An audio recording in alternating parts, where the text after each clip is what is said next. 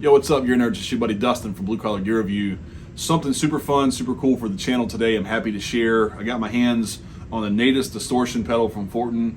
My buddy Ben just picked this pedal up recently and wanted me to do a demo for you guys on the channel.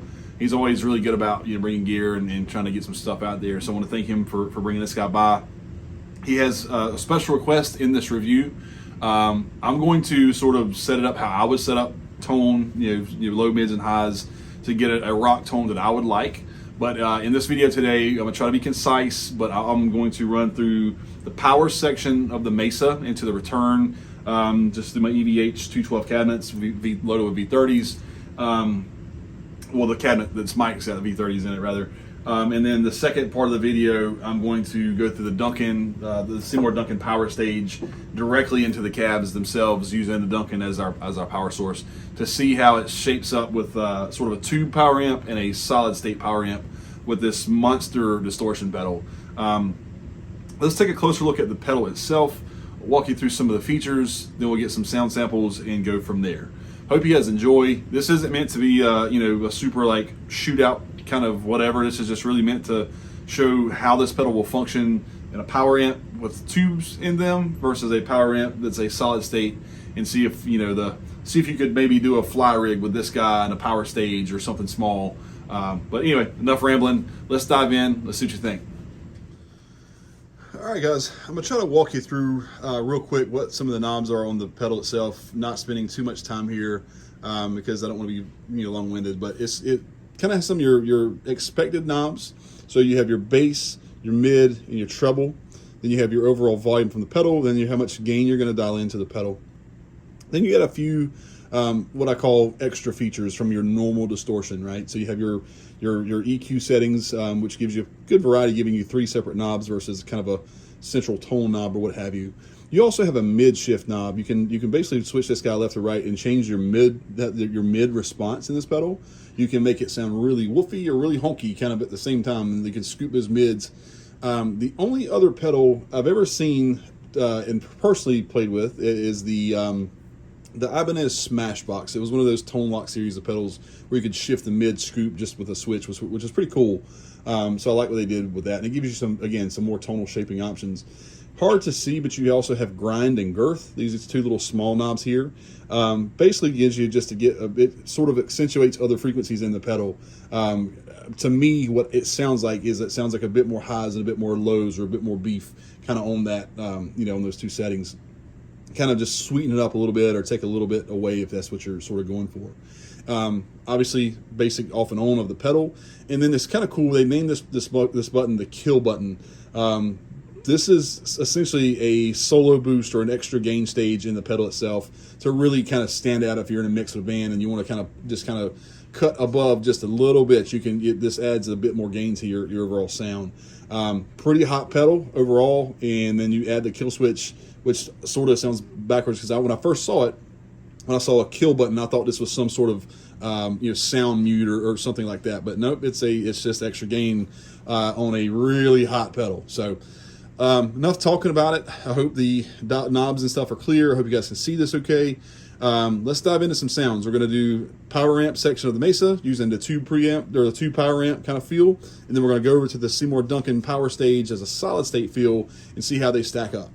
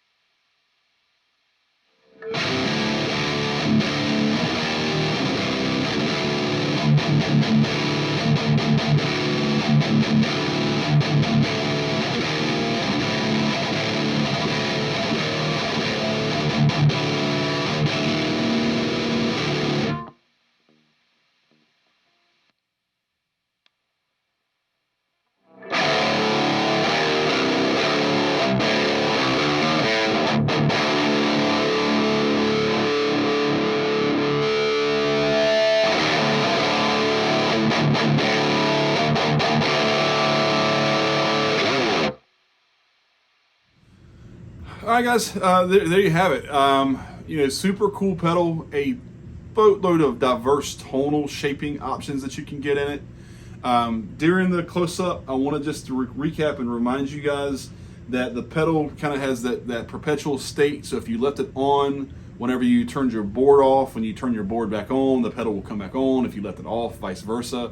The other thing to note, and I want to make sure that I clarified again, is that the Fortin NATAS has a significant power draw upon turning your rig on.